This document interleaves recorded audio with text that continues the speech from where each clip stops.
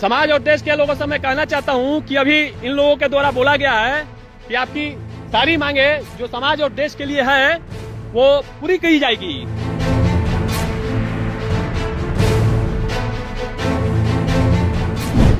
एक एनकाउंटर हजारों सवाल, देश भर में ट्रेंड कर रहा है भरत तिवारी मामला।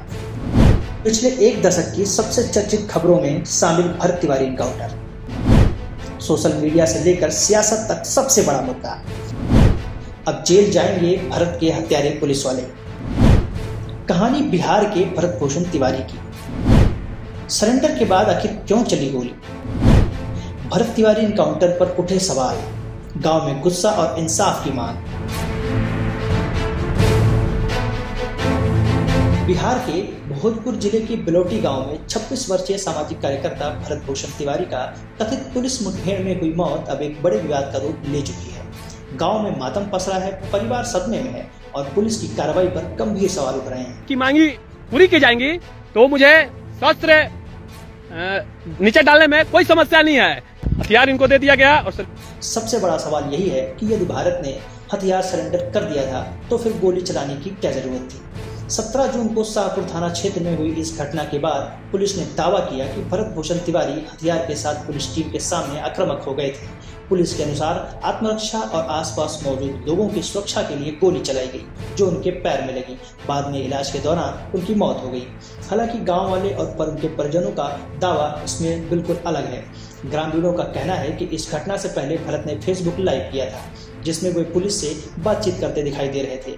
गांव वालों का आरोप है कि लाइव वीडियो में भरत ने अपनी पिस्टल पुलिस की ओर फेंकते दिख रहे थे और एक पुलिसकर्मी ने उसे उठा भी लिया था। ऐसे में सवाल उठ रहा है कि यदि हथियार पुलिस के कब्जे में था तो फिर खतरा किस बात का था?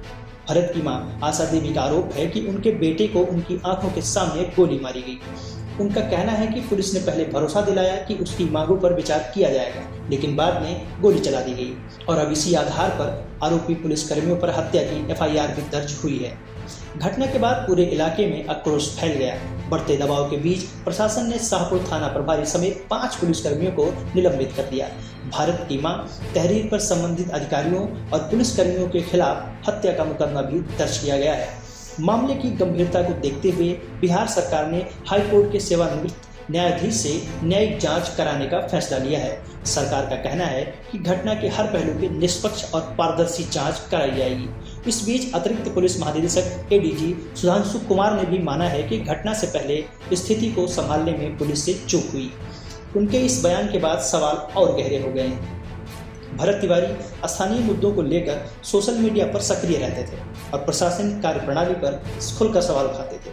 उनकी मौत के बाद अब ये मामला सिर्फ एक एनकाउंटर तक सीमित नहीं रह गया है, बल्कि पुलिस कार्रवाई, जवाबदेही और नागरिक अधिकारों पर भी बहस का विषय बन गया है। बिलोटी गांव में आज भी लोगों की जुबान पर एक ही सवाल है, अगर भरत ने सरेंडर कर दिया था तो फिर गोली क्यों चली? इसी सवाल के जवाब का इंतजार अब पूरा बिहार कर रहा है।